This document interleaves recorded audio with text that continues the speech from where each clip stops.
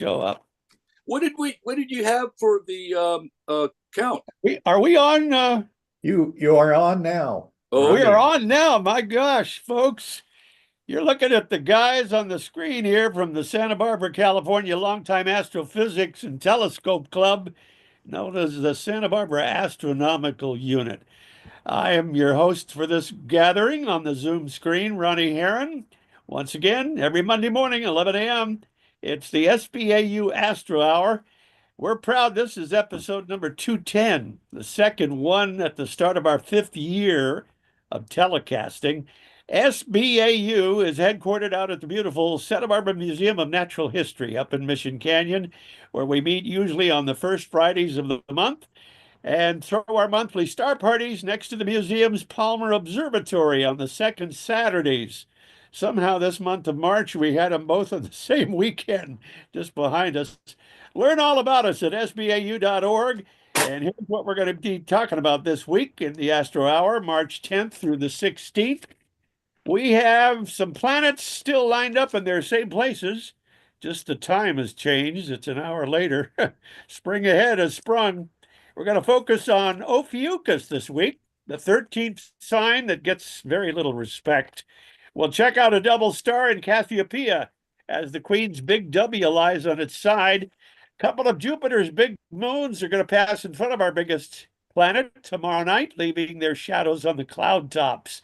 And we'll aim for a magnitude 5 open cluster out in Gemini. Plus, our club's going to witness a lunar eclipse on the Worm Moon this Thursday night out at a Goleta shopping center. Let's meet the gang. To my left of my screen is our beloved President, Jerry Wilson. Good morning, Jerry, again. Congratulations on winning the late in life Abe Lincoln lookalike contest again. Pat Forgy is his wife. And I just learned that he was sort of like me, a nerd in school, but that's all right. We won't go there. Chuck McPartland's on the screen, SBAU outreach coordinator, somewhat injured at the moment, but we'll get him back. He's also married to a Pat. Pat Forgy is Jerry's wife. Pat McPartland shares in the three different things they do for the club. She's merchandise manager and treasurer. He is outreach. Joining us early was Bruce Murdoch, big supporter. Bruce, wave at us. Telescope enthusiast, married to Bonnie, and president of the Santa Barbara Theater Organ Society. And Tom Whittemore's not with us this week, but Tim Crawford is. Tom's right there. Whittemore's there. I'm right here. Tom, okay, I didn't see you come on screen. I'm sorry, Tom. But Tim takes precedence. He came on before you, so I'll introduce him first. Resident lens and telescope expert, a longtime member. He's always out there. He just never comes to the meetings, but boy, he does attend star parties. He's back there with his scope. I was online this week. Well, they took your ugly shots off the screen. We don't see the members anymore. That's a good thing. That's true. We had Jeffrey Bennett did an amazing shot about UFOs. Now, here is our editor of the newsletter, Tom Whittemore, retired Westmont College guy. How's Maureen? Maureen used to, I think, take my blood. That's true. I see her out at the clinic. Listen, guys, we got one silly sent to my inbox from the president. I'm not sure. Are we running out of science cartoons, Jerry? We are, but mostly we ran out of time for me to send them out before the meeting. So you're going to surprise us with a bunch of others other than the kitchen phenomenon known as missing Tupperware lids? I hope so. Oh, okay. Well, you can throw that up. You're going to have to, yes, blow that up. 40 people missing after the first flat Earth surfing championships. Over the edge. Okay. That's a good one. Now, raise that up too. Expand that so I can read. If you look up, let's see, if you took all your DNA, straightened it out, and put it end to end, it would stretch to Jupiter and back 10 times over. Is that true? You were neither small nor insignificant. You're just very well folded up. Is that true, really? I don't know. I didn't check it. I just copy them and post them. All the capillaries, if they were end on end. Okay, expand it, please. Large. Well, I could read it. Before we invented civilization, our ancestors lived mainly in the open out under the sky.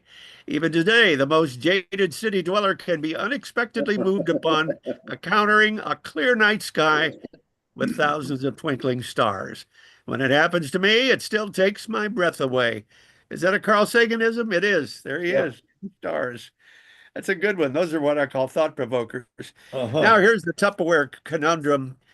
Scientists recently placed a 10-piece set of matching Tupperware in the sealed chamber of the kitchen, and they opened it a month later. Doggone it, the chamber had 24 lids that did not match any of the 6 remaining containers. Same thing happens to socks. You get Yes. them back and they don't match. That's fun. Oh, They here we all go. change time. I didn't see this one. Are they on a planet or on the moon or where are they? Somewhere it's a dark sky. They're wearing space helmets, so I'd say it's the moon. Okay, maybe you should shower, the guy says, more often instead of hanging a little tree in there, Armstrong. One of those little perfume trees that you hang on your rearview mirror. Okay, it appears that a robot is ready to plug in, and there's 2 other robots walking by. And Carp DM, what does that mean? That the brand They of the seize the cartoon? day. Seize the day. These are robot mafia members. They put concrete around the feet of this guy so he can't move, and they moved him far enough away from the plug that he can't plug himself in, And you determine that by just looking at that. just by looking at it. They look There's a kind of mobsterish. A robot could come built like that, you know. I had no idea that was concrete, but okay. What is this? A turtle on its back, reading, checking out his cell phone, and they say, Yeah. you know, landing on your back and not being able to turn over must have been a real nightmare before the invention of the smartphone. Oh, okay. I like that one too. Delving into other sciences, of course, but we're the fun science, and we love this stuff. And I had a grand time, except for Friday night. You weren't there, Mr. President. Totally lapsed my brain again. I'm so pushed on stage, I forgot to invite up our 2 best members there, Mr. and Mrs. Don't worry, McPartland. that happens to me any times. People Well, stand up and say, "Hey, you forgot me." So Well, you have Well, a great memory, but it's short. you're absolutely right. I like that phrase. If I remember it, I'll use it. That's right. As we go to the night sky for the Astro. Now this is this is a little tricky because this to get this to be the way that Astronomy Magazine described it, I needed to set the clock for 7 o'clock tonight. And so, but it's not this dark at 7 o'clock at night, especially since we just shifted to daylight savings time. Right. So it'll be quite bright, but looking at Venus anyway, it's better in the daytime if you can We can find see it. it in And the with these daytime. go-to scopes nowadays, that shouldn't be a problem. Really? You can see Venus in the daytime? Oh, yeah. Yeah. Naked Oh, yeah. eye. Naked eye, yeah. And Easy to see. it's better to take photographs of it through a telescope during the day because the contrast between a blue sky and bright Venus is lower. So it doesn't throw any automatic settings on your camera into crazy town. So Wow. this is the west. West is over here, west northwest up here. For the year, Andromeda is getting close to the western horizon and about to set in the evening. Mercury is a real challenge to see that before it sets. It's about to go into conjunction with the sun and change over to a morning object. Venus is getting to be well, we'll show that a little later in the talk today, that Mercury is at a gibbous phase. It's going around the backside of the sun. And Venus is a very bright No, crescent phase. Yeah.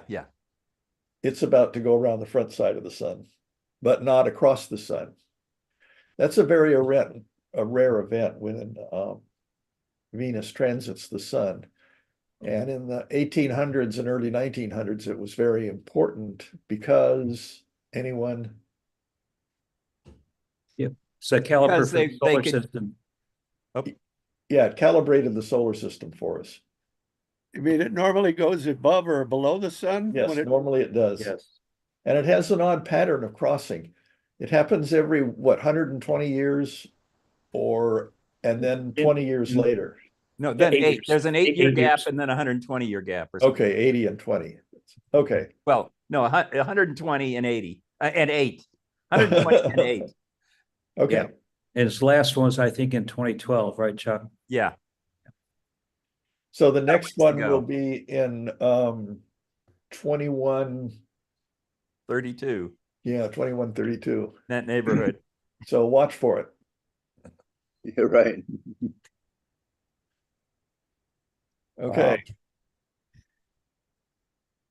Could I ask a question about Mercury? Just did. Well, have you ever explained, and I missed it or didn't get it, why Mercury's orbit was a problem for Newton's laws and verified Einstein's laws instead? I don't understand that. We covered that. It's because its axis precesses the long part of the ellipse that it makes precesses around the sun. And Okay. Newtonian dynamics couldn't explain the rate at which it precessed around the sun, but Einsteinian gravity did. Yeah, Newton- Einstein nailed it. Newton would have just said that it would retrace the same elliptical orbit No. over and over No. again. Oh, no. No, no. It precesses, so it does not line up with the next pass. But the amount of precession predicted by each of those two different theories were different. Right. Right. And so before Einstein had the correct prediction through his general relativity theory, people were proposing a missing planet that we hadn't seen that was inside Mercury's orbit. And so people were always looking for it, and they believed it was very hard to find because it was so close to the sun. But actually, it was very hard to find because it wasn't there. Yeah. And So, yet we use Newton's laws to get the astronauts, the Apollo guys, to the moon. They tell I heard. Yes. Newton's Interesting. physics, which is now called classical physics, is correct. It was not determined to be wrong. It was recognized to be a special case of the general theory. So you can go to the realm where human beings can relate to the forces and the sizes and the stuff. And Einstein's equations collapse to Newton's equations. So Do you know the variations in the length of Mercury's orbit? What's the innermost? It's about 30 million miles, isn't it, from the sun? Something like 36 million, and it's one of the more elliptical of the planet's orbits. Well, I know, but so are we in a way. We're what? We're about the most circular. Yeah, Venus that, is the but- most circular, and I think we're next. Yeah. Really? Okay. Continue on. The night sky, okay. negative So white. with the moon up almost full, it'll be full when we have the eclipse this week. Mhm. We're looking at, I got these list of things out of Astronomy magazine this month. And this one is looking at M9, which is a fairly bright globular cluster. So we're not going to be looking at very many, I think only one faint fuzzy this session. But this is the summer constellation up here, Sagittarius, Scorpius, and Ophiuchus up here. The sun is passing through Ophiuchus as part of the zodiac about November, December. But M9 is right up here between Sabek and, it didn't put the name in down here, but these stars here. So it's not difficult to find. It's an interesting cluster. These are the statistics on it. Could be. The total, it's the whole cluster is about 120,000 times that of the sun. It has an absolute magnitude. This is a hyphen. It's not -8 magnitude. It's 8.4 magnitude. Okay. The dimmest you can see with your eye is 6 magnitude. So this is beyond naked eye viewing. The brightest That's absolute magnitude. That may well be minus Yeah. 8. I think that's correct, Jerry. you are.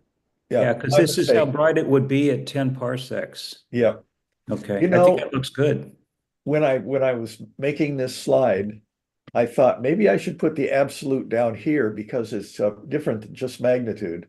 And I thought, no, I'll remember that. So whoever commented on short-term memory nailed it. So the brightest I'd stars, forgotten who that was. yeah, You forgot who that was. apparent magnitude, the individual let's stars are send the video to the 13.5. audio. I'm on a Okay. talk radio right now. So there have been 24 variable stars found in M9, Wow. 21 RR Lyra type, plus one long-term variable, type 2 Cepheid, and an eclipsing binary. There are amazingly no blue stragglers or SX Phoenicius variables. Wow. Jerry, those were the ones I studied at Westmont, SX Phoenicius. Yeah, they pulsate real fast, over the course of a few hours in an evening.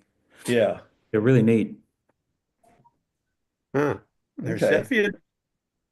It's a Cepheid. It's a subclass of Cepheids that pulsates really, really rapidly. Okay, so you can go a whole bunch of data in one night with your students. That's why I picked them. Yeah.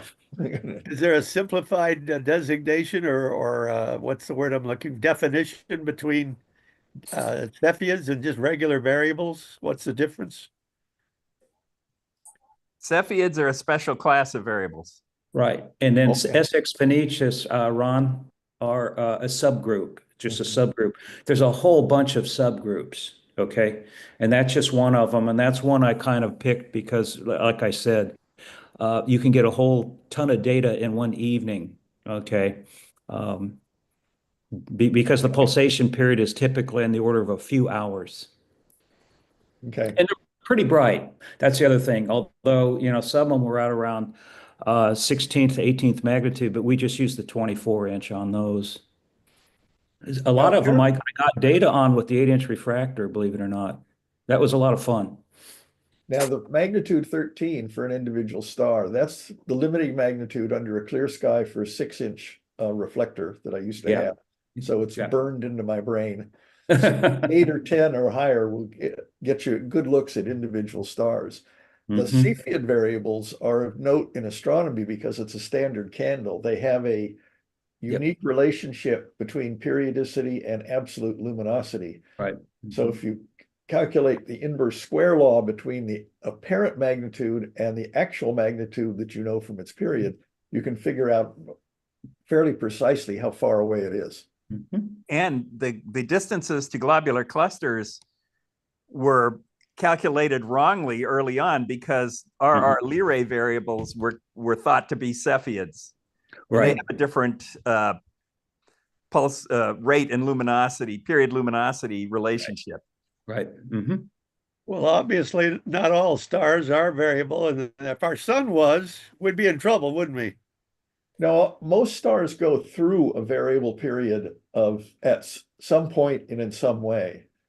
If you take a large star-sized wad of lime jello and you stop the fusion inside, it will just simply collapse. And when it collapses, it'll reach a new equilibrium point, and then it'll start wiggling for a while, and then the wiggling will die away. And in that wiggling phase, it's a variable of some type or another. Is Betelgeuse one, a giant one? Yep. You did? Okay. Now this one, because of this, and we've never covered this before, the Osterhoff type 2 globular, because of its RR Lyra variable. And that means through some method that I'm not going to go into today, that it precludes an extragalactic origin. So we did not capture this globular cluster from somewhere in space in another galaxy. This one is a homegrown globular cluster. Fantastic. That's neat. Love globular clusters. And this one we covered. This is a Hubble shot of Wow. M15. Very spectacular. Red giant up here. A lot of white and blue ones. I would have guessed blue stragglers in here, but the consensus is that there are none. So, and you can only tell that not from the color, but from the spectra, detailed spectral analysis. Is this the magnitude 5 that's in Gemini? No, Not yet. Okay. no, it's above Scorpius. Okay. Yep.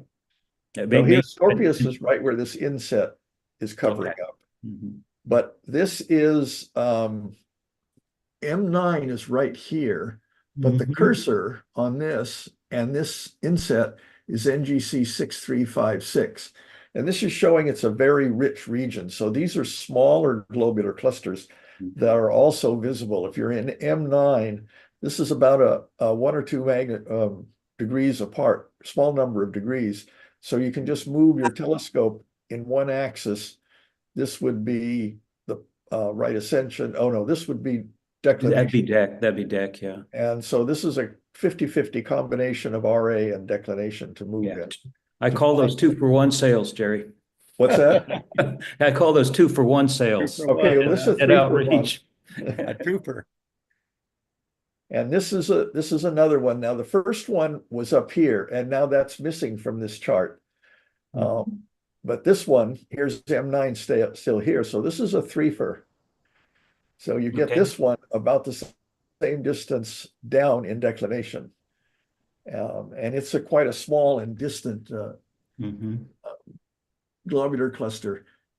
It does not, these two that we just looked at do not have Messier numbers. They have new general catalog numbers. So they're fainter. What is the big, Jerry, what's the big gray blob across that black represent? It's Milky Way. That's Milky Way. Oh, that's the Milky Way. Oh, Yeah. that's us. Well, the other stars around the edge in the black are in the Milky Way, aren't they? They are, yes. We all are. But these are the star clouds of the Milky Way. Yeah. This Oh, is us looking edge on at our own galaxy. Yeah. Here Just we're looking. indicates how rich that area is, Ron. Yeah. huh. That's the center of the galaxy, you think? On the bottom part of the screen, you think? Right there Right off about all in here. nozzle, Right off the teapot. right Yeah. off the tip of the spout, Right there. Okay. Oh, Tom right by the Thumb Tom Thumb cluster. I've cluster. never heard Yeah. of that one. Tom USA. Thumb cluster, yeah. Yeah, and while your cursor's there, Jerry, there's a couple of distant globulars right off of El Nasi that are really always fun to get, like in an 8-inch. I used to do that a lot up north in the Bay Area. Is one of them this Tom Thumb? No, they're pretty close to one another, and they're fairly dim. Okay. That's a little open cluster, the Tom Thumb cluster. Yeah, Oh, that's okay. Okay. must Oh be yeah, small. the huh? globular is the one with the cross in the middle of it. Mhm. So this is open, and this is the butterfly. Oh, we've looked at that before. That's open. Oh, that's beautiful. Yeah. M6. I think M6 goes as the butterfly. Yeah, and M7 for Ptolemy. That's Okay. right. And the Omega cluster up here, which I call the 2 cluster, is not a cluster, it's a nebula. Now you're getting up into Tim's favorite part. Yeah. Uh-huh. Isn't the Omega the same as the Swan? Yes. Yeah. Yeah. I don't know where the Omega ever came from. It's more wishful thinking. I can never see the left half of the Omega cluster, or I Yeah, mean of the Omega. yeah. And my friend Tom Mudd used to call it the Omega. He never called it the Swan. He did see that Greek figure in there, Uh-huh. in his 10-inch. Okay. Well, the Omega, I guess, is the shape of the swan's neck, but I think it looks a lot more like a swan is floating because you can't see the bottom part of it. Yeah. Yeah, it definitely looks like a swan or the number 2. Yeah, true. Now this is That's an alien looking at you.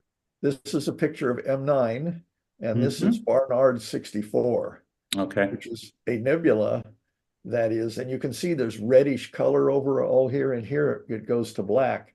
This is all unilluminated nebulosity. There's no star in it or near enough to excite it, so it's just a dark cluster. It absorbs the light on the other side of it. Barnard must have had a really nice dark sky to get the photographs that you can find. Yeah, he was at Lick. Okay. Yeah, up Hamilton. Yeah. Yeah, I was there as a kid. My dad took us there. Did you meet him? I used to take my students up there from Evergreen. You know, I'm confused here. We were looking at M18 and calling it the Omega Nebula, but I thought it was M17. So I just looked that up, and they're showing both M17 and M18 Well, M18 is right here. That's the globular cluster, right, or the open cluster right It's there. an open, yeah. Yeah. And oh, the okay. So nebulosity M appears the omega. M17. Yeah, so it's M17. Yeah. Yeah. Okay. And you Okay. see the box, Tim, Tim gives it away. Okay. All Okay. right.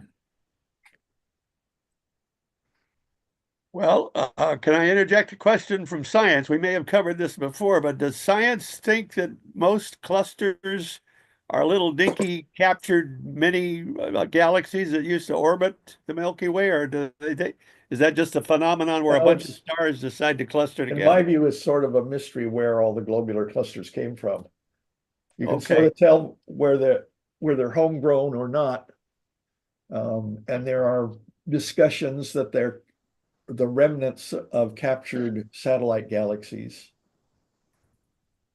Well, we have some little galaxies around us, but they're not as small as clusters, are they? They're larger. They're much larger. Your Magellanic and Mhm. No, Triangulum. we can't see those from here. Gotcha. So the globular clusters do not conform to the disk of our galaxy. They occupy a sphere around centered on the center of our galaxy. That's how they orbit. Yeah. Well, I they'd always be looked at great. 25,000 light years away, give or take. Yeah. I always looked at them as, bees, just going around a hive, Well, it's called the beehive cluster. Right.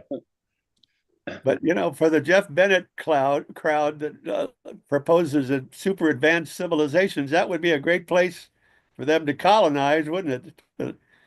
Well, globular clusters have low metallicity stars in them. They're very all low mass stars, so there's not much planet making material. Mhm. Oh, no kidding. They don't have. Oh, are they Yeah. all red dwarfs? Or mostly No, red? but there's a high proportion. Okay, moving on. Okay, let's move on. This is an Sure. interesting star in what is it in Cassiopeia? There's the constellation named Cassiopeia, and this is the star. It's Eta Cassiopeia, Mhm. also called Achard. And we always joke about that. Pat and I, we watch Midsummer Murders, and that they have captions down there, and it's usually something like opening. It's the birds were chirping, and we always call it the churds were burping. So Achard is the way that we always looked at it, a bird. So it's a mnemonic for me to remember it. You've been hanging around your grandkids. Not enough, not too much, Not enough, I know. So anyway, this star is a double star. Mhm. And this is a nice photo of the double. Orbiting. Red and blue. Most of the interesting double stars up there are the UCLA colors of blue and gold, or the Boy Scout colors, or the University of Michigan colors, blue and gold, all the same. So, but this is a real pair. It's not just an accidental pair in the sky. Or the Cub Scout in the colors. Yeah. Oh yeah, I forgot that one too. So this is a region. It's an interesting region too. You can look at this double star. This is not the double star. These are oops. That's a nebula. Yeah, that's the Pac-Man Nebula. And then at the upper right is Achard up here. That's the double star we just looked at. This one looks like that. If you've ever played the Pac-Man game, it looks like the mouth that goes around and gobbles up the opponents. And then this is Shatter in the one part of the W with Cassiopeia. And here you can see the very rich background. You're beginning to resolve the star clouds in the Milky Way. All those little dots are stars? They're all stars. This is Wow. not one of those shots where they're all galaxies. Well, there are more stars in the universe than there are grains of sand on all of Earth by like a factor of 10. I want to know who came up with that number and how long it took them. That's They a counted lot them. of stars. Yeah. Well, as we get bigger scopes and we're looking further and further back, we keep seeing more and more stars. Well, there's No, like- also, what, a trillion galaxies?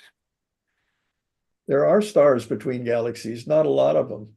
Mostly there are wisps of hydrogen gas, like a web. Very, very little of it. Most of the stuff is concentrated in the galaxies. There are Of also, you think, baryonic matter. rogue planets and wandering black holes, little ones? I think rogue planets are more in nebula. I know the Orion Nebula, the Great Nebula in Orion, has a bunch of paired up Jupiter-type stars orbiting each other, but with no sun. Yes. Got tossed out of some stellar system somewhere, I guess. And speaking of Orion, it's over here. Now, this is about 9:30 at night. The winter constellations are definitely, and this is getting down towards setting. It doesn't show the horizon here, but this is where Jupiter is. So we're looking about south. And Jupiter is up here in Taurus. And this is an easy one to find. It's very bright. It's going to be brighter than Aldebaran, or about the same, I think. Brighter. Brighter, okay. And what we're looking at this time is, now the magazine gives it all in Eastern Daylight Time, so I have to convert. I don't always get it right, but you can convert. This is at 12:30 a.m. Eastern Daylight Time, so you take 3 hours away from that. So that gets us down to 11:30, 11:30 No, p.m. 9:30 p.m. Oh, you're right. See, I don't always get it right. 9:30 p.m. Pacific Daylight Time and March 11. So this will be the evening. I believe that's Thursday. That's And, tomorrow night, Tuesday.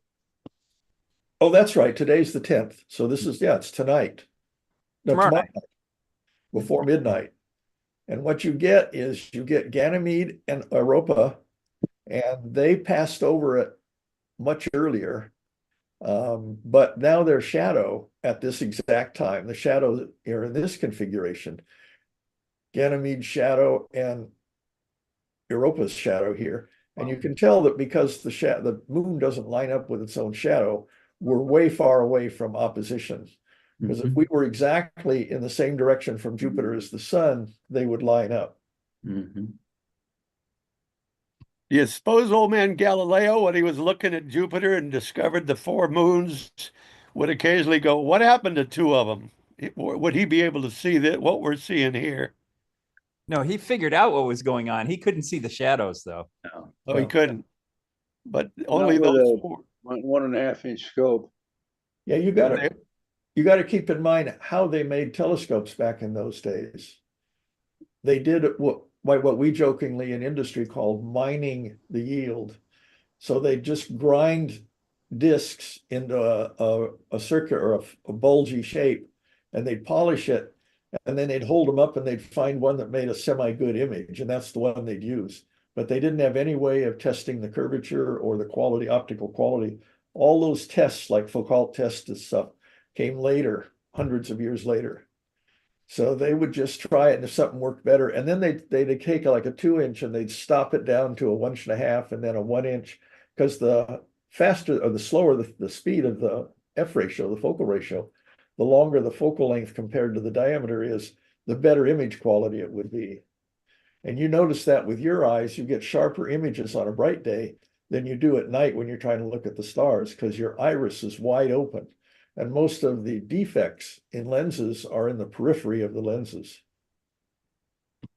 So Jupiter being the closest of those four gas giants, we can see most of its moons, but you go out to Uranus and Neptune, you can't see any of those moons, even with a telescope, right? Oh, you can. No.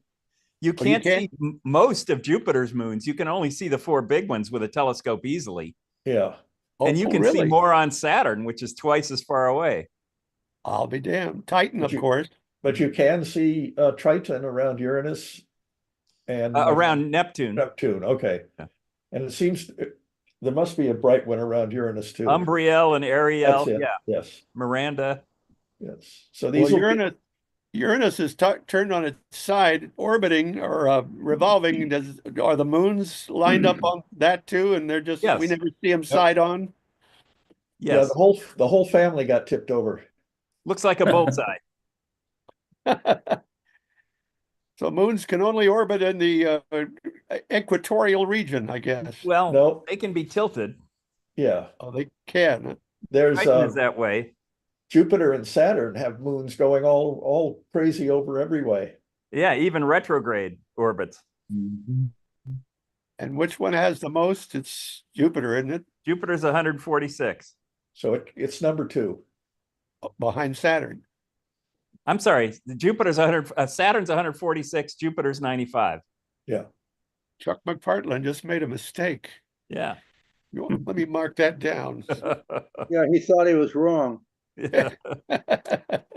So when we were in elementary school back in the 50s, mid-50s, I formed an astronomy club on our street and charged a nickel for everybody to join it. No dues. The parents got together and made me give the nickels back. But we learned a bunch of things about astronomy, and we memorized the number of moons in the orbit in order out. We had 0, 0, 1, 2, 12, 9, 5, 2, or something like that.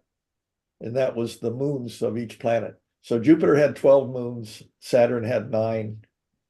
And then That's right. Yeah. That was my golden book of astronomy. And there were 9 planets. So Yeah, Tim, it was known as the Nickel and Dime Club. Yeah. no, we didn't. There was no real inflation then. We stayed at a nickel. So for a while, I had about 35 or 40 cents in the treasury. Yeah, back then it only cost me 20 cents to go to the theater and see a matinee. Yeah. Wow. So let's see, where am I on this? I love it that the parents made you give it back. I thought it was good entrepreneurship, but no. Okay, we are looking at another Orion. cluster. It's M35, aka NGC 2164, and but a more obscure name is the Shoebuckle cluster. Oh wow, never heard that one. Yeah, I never did Soccer either, ball. so that's why I headed the name here. But M35 is right down here next to Propus. Yeah, ankle. Yeah, Means ankle. And the stats on it are,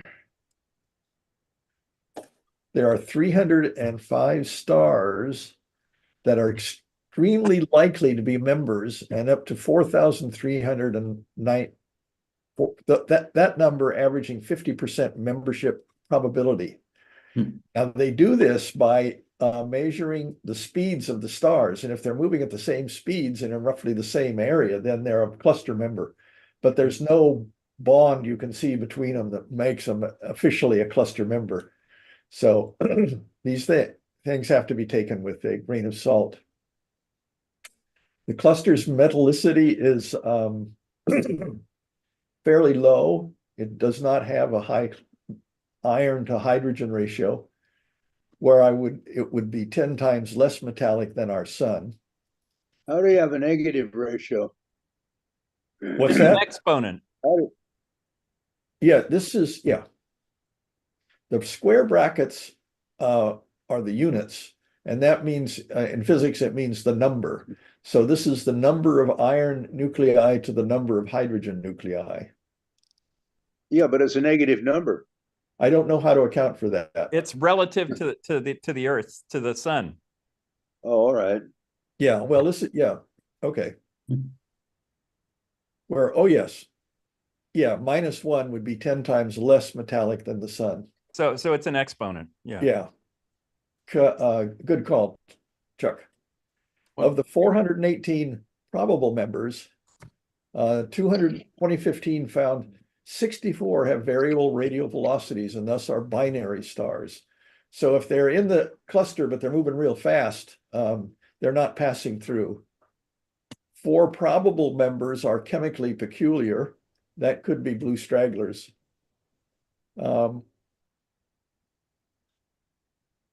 Oh yes, and this one shows emission lines.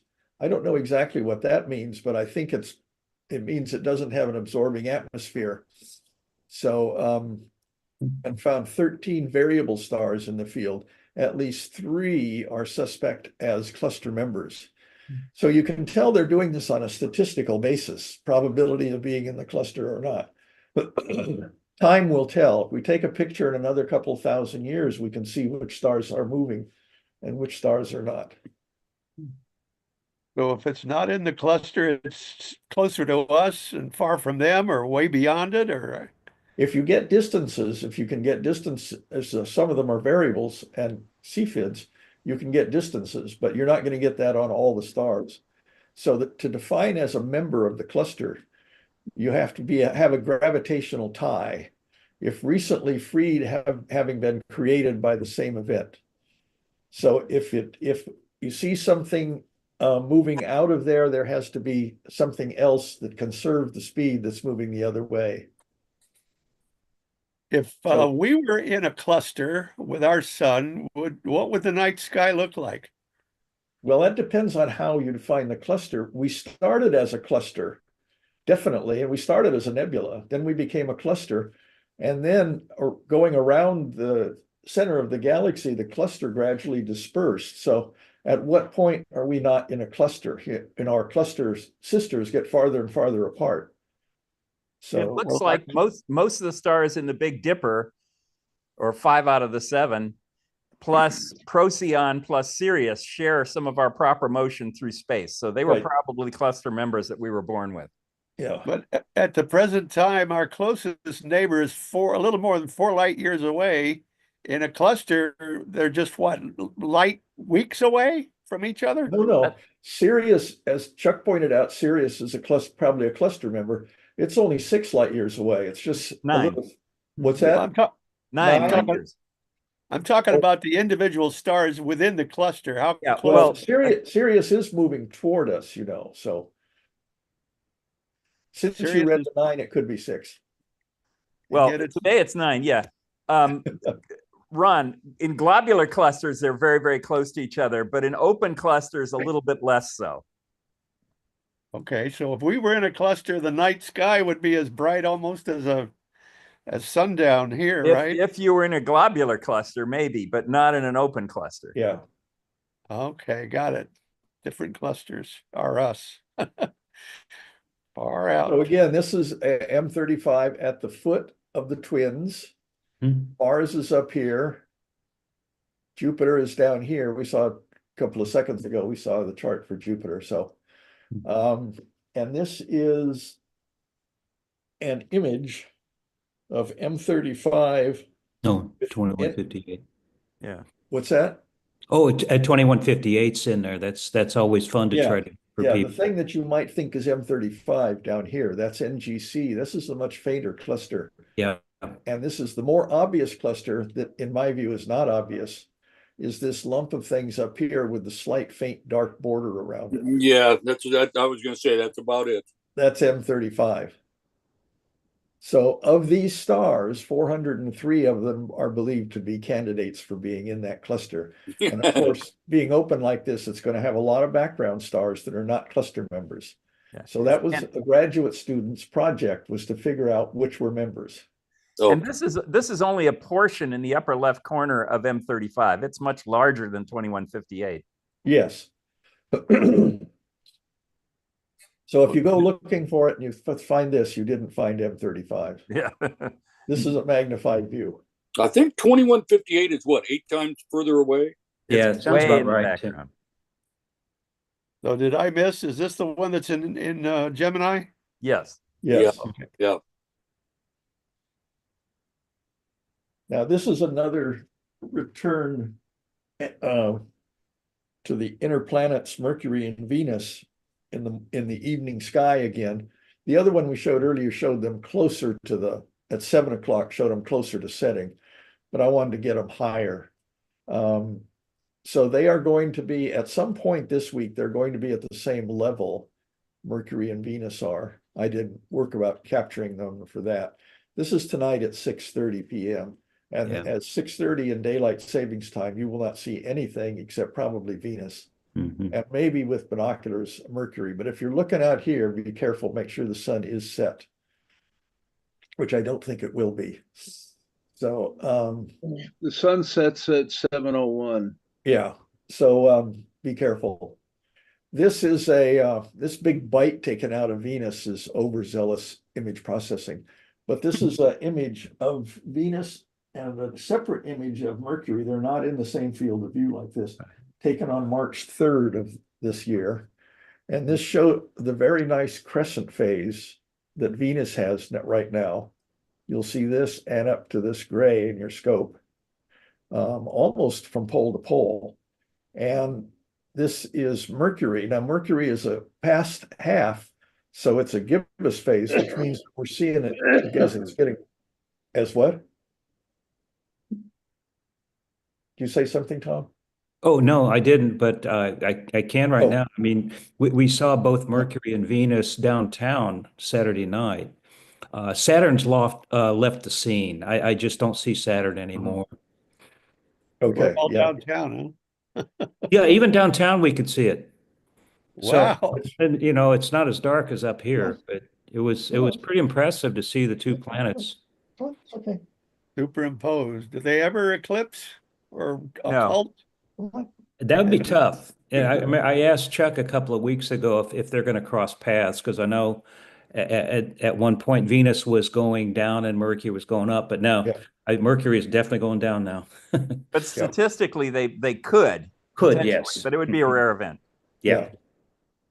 And So then they- anyway, this one is gibbous, which means it's going around the other side of the sun, the backside of the sun. Yeah. This is the crescent, which means it's getting close to us. It's going around the front side because the sun's on the other, farther away from us. than- That's a great way to look at it, Jerry. That's exactly what's Oh, going yeah, on. I never realized that. Mm-hmm. gibbous is the opposite of a crescent, Yes, yes. pretty much. Yeah.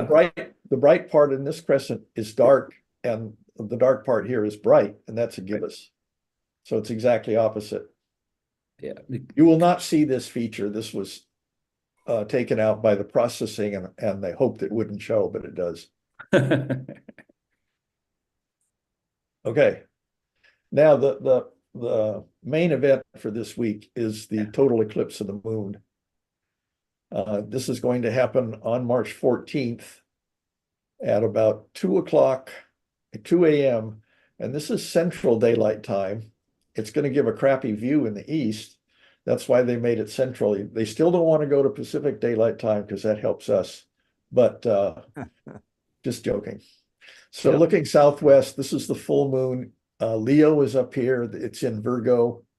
Hydra, Canis Minor, the small dog down here. I got a trivia hard to locate question things. for Ronnie. Trivia question for Ronnie. Okay. If the moon is full and in Virgo, what constellation would the sun be in? Don't laugh, Chuck. It's opposite. That's right. Good job. All And fours. what would be opposite Virgo? The opposite of Virgo is a person that plays around. Never mind. I don't know. Pisces. Oh, Pisces. Yeah. I thought this thing was happening Thursday night, which is the 13th, isn't it? Thursday night at midnight, our time, 1 minute to midnight, will be central totality. Right. Okay, well, what's today's date? Isn't today the 10th? Today's 10th, yeah. Mhm. But I'll Ron, do this is central daylight time down there. Okay. Yeah. So you got to subtract a couple hours from that. 2 hours.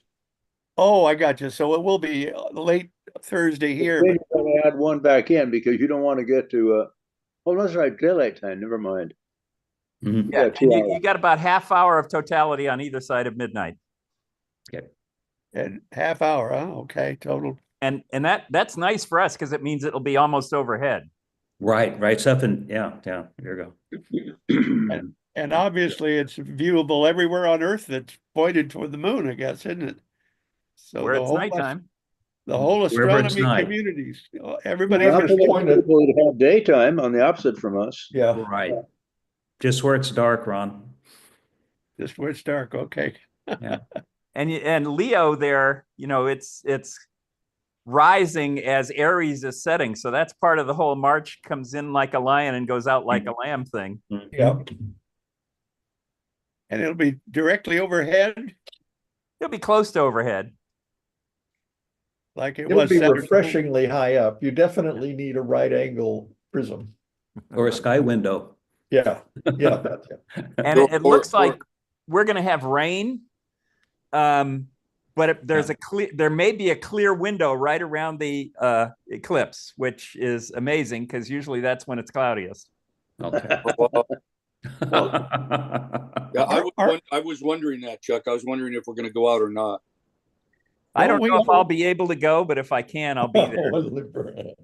Yeah. So we're gonna be out at Camino Real twice this week. No, No. Don't we do it Tuesday, the second Tuesday? no, it's first Tuesday of the month, Ron. Oh, we Right. missed it. It was last week. Yeah. I didn't know that it was the first. I thought it was. We switch it each year to Right. make sure we have the maximum number of near first quarter moons Yeah. because there's so much light out there. Okay, so you gathered there last week, and we're not going to be there tomorrow. There will be a online workshop tomorrow night. Yes. Okay. So on the 13th, when we have this total lunar eclipse at 10 p.m., and you schedule it for Camino Real, that means that probably not going to see a whole lot. No, there may be a window. Well, I'm not I talking was about looking at the clouds. cloud I'm just reports, and it talking looks about like there's a gap the between light. the storms. I'm talking about just all the light that the Camino Real pollutes the sky with. Yeah, it but is that doesn't affect the full moon that much. Right. yeah. No, but it does affect it when it gets down to totality. You shouldn't, I don't know if you would see it. Well, that's kind of some of the idea of totality. Well, they're going to be at the museum as well, Bruce. No, they're going to be at Westmont.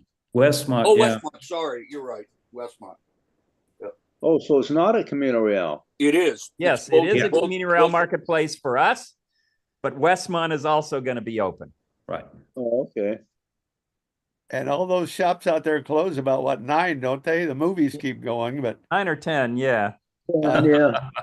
I wonder if a big sign would be nice. Lunar eclipse tonight for the shoppers, if there's any there. Yeah, those stores will be closed. Oh, okay. Wow. I'm hoping the restrooms will be open, but that's kind of wishful. Should bring our own porta potty. Yep. Now All right. this is it's called the Danjon scale. It's to rate the moon's look. The moon, the light from the sun goes through the Earth's atmosphere, which acts like a lens. The lens has not always been polished lately, so it can be full of fire smoke. It can be full of dust storms. You can get a lot of variations in the light that goes through the Earth's atmosphere. And depending on that, the moon will look whatever color goes through and bends around into the shadow.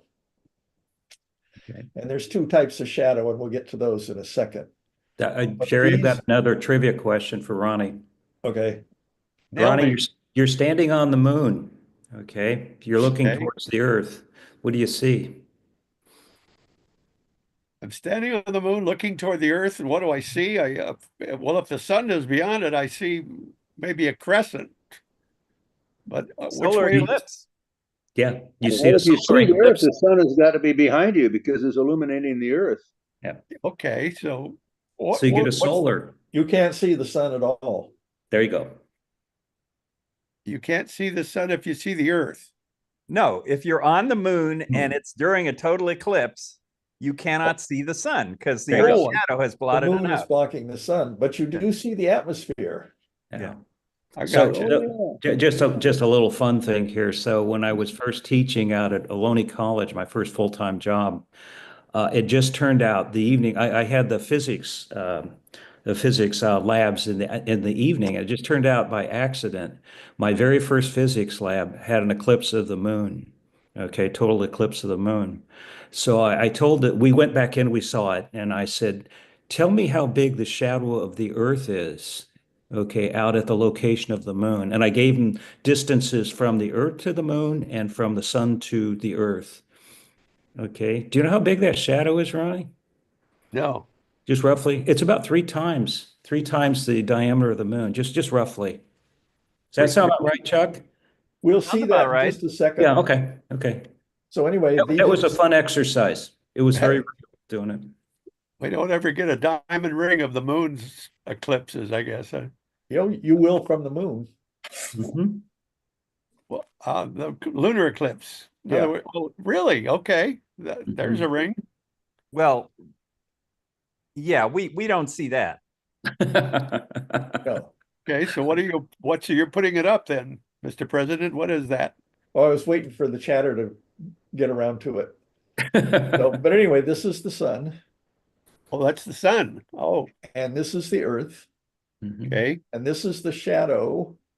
It's a complicated shadow that the earth cast because Mhm. these are not points. They are extended objects. They have diameter.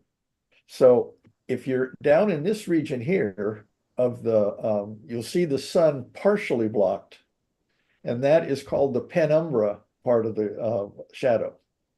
If you're in the, and this is what the sun looks like from Mhm. that part of the shadow. If you're in line here, you're right in here, right behind the earth, which is where the moon is, you'll see the umbra. You're in the umbra part of the shadow, the darkest part. You don't see the sun at all, but you can see the rim of the atmosphere. And here they show it as blue, but it's actually going to be one of these shades of red to clear that you see it in. Depending Well, you on get the what's bent going on. moon from the bent, the bent red that's going around the Earth. From everybody else's sunset. Yes, but unfortunately they show it as blue here, but it's going to be red. And then that's in the umbra. The moon is in the umbra. But if you go farther away, if the moon were, say, 10 times farther away, you'd be out here and you'd be in the antumbra. And then you would see this. You would see the moon as too small, completely block the sun. So you'd get an Or annular the eclipse Earth, of the sun. Earth is too small to Oh, block the excuse me, sun. yes. Yeah. Yeah. Okay, more coffee. Can I tell you, gentlemen, something I just saw? Obviously, I think misinformation on YouTube the other day. Said you can see the other side of the moon, the stuff that we normally don't see when it's fully covered with shadow and the Earth's reflection shows some of those things. And I thought, wait a minute, no, you never see the other side of the moon. You are correct, and whoever told you that was wrong. Right. Yeah. What they may have been saying is that if the Earth were bright enough, you'd be able to see Earthshine. Yeah. Yeah, well, that's what they said, but it's still not the other side of the moon. We'll never it's see not- that. Right. No, the colloquialisms mix up the backside with the dark side. Yeah. That's right. Interesting. So lunar eclipses are normally, they never give us a ring. They don't look like that upper right shot of the sun The being moon partially. is moving away from the Earth, and at some point in the future, that will occur. This will occur. Mhm. Well, it's only a couple inches a year, isn't it? Yeah, something small. Like I an inch think. and a quarter a year. Yeah. Okay, well, that'll may take some time. I don't plan to be around, gentlemen. Fascinating. And did we ever consider doing our lunar coverage Thursday night at the museum? Would they not have had us there? Or They're just not wouldn't- allowed. They have a strict conditional use permit, and they're not allowed to have events that go past 11 o'clock at night. And that's why they kick us out of the star party at 10. Oh, gotcha. Okay. Well, gentlemen, are we done? Because that was another fascinating hour. I just wish I could retain it all. We have Dadgummit. one more topic, but no time to do it, so we'll do it next week, and that is that- look back time. That was, what was it? About distance, wasn't it? It's about, I'm going to expand it a little bit for next time, but it's when the public hears people talking about what's observable, there's a great mix-up between technically defined observable and colloquially defined observable. So, and it's really counterintuitive, so I was going to go through that. I need you to explain why it's the furthest we look is 14 billion years, and yet the expansion is 45 billion. That's Like, exactly what we're That's going the to cover. topic. Yeah. That's what it is. Well, Okay. then let's do it again, gentlemen. In this 5th year, number 210 behind us. Our workshop is online tomorrow night, I guess. We'll be out at Camino Real Thursday, and we'll see you back here for number 211 next Monday morning. Well, thank you for the group.